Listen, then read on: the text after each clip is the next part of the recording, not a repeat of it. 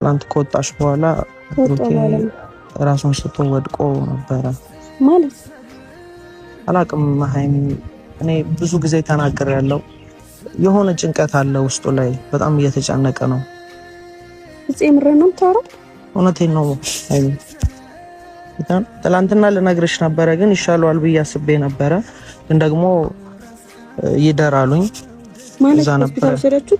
አዎ እዛ ነው። ለዚህ ድረስ ደርሷል ሃይሚ። እሺ ምን ይሻላል? እኔ አሁን ተናግሬ ነበረ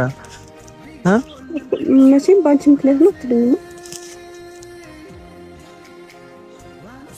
ምን ሆኖ ነው ራስን የሳተው? ያረጋችሁት ነገር አለ ወይስ ያቺ ቀዝቃዛ ያረጋችሁ ነገር አለ? አልገባኝም። ምን አርጋው ነው?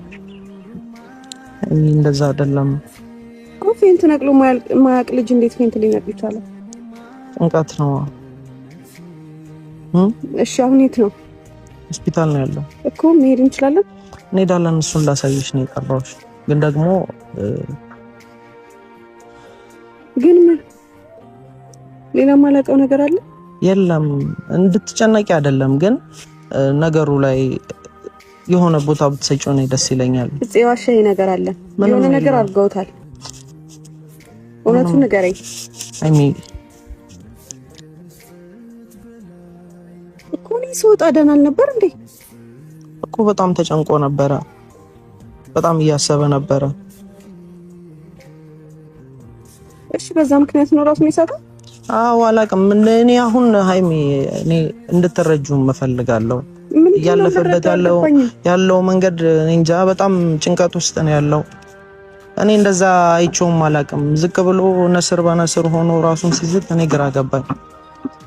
ምን ማለት ነው ነስር? ደግሞ ነስር አለበት፣ ያው እሱን ታውቂያለሽ። ግን ትላንትና ደግሞ እንደዛ ወድቆ እኔ ይሻለዋል ብዬ ነበረ፣ ግን ይደራሉ።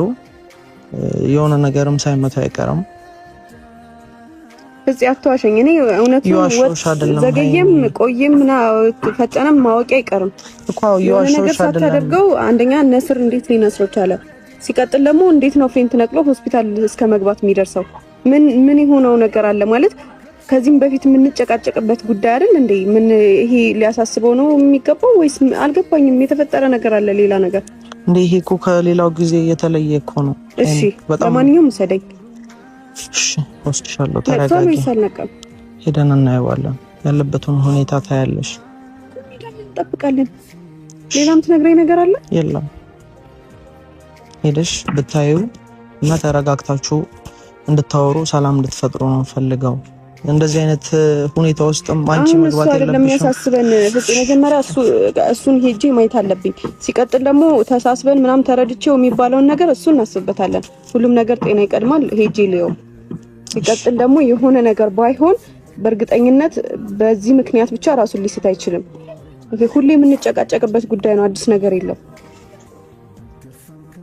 ብቻ ለማንኛውም ሃይሚ ሄደን እንየውና ያለበትን ሁኔታ ከነቃም ታወራ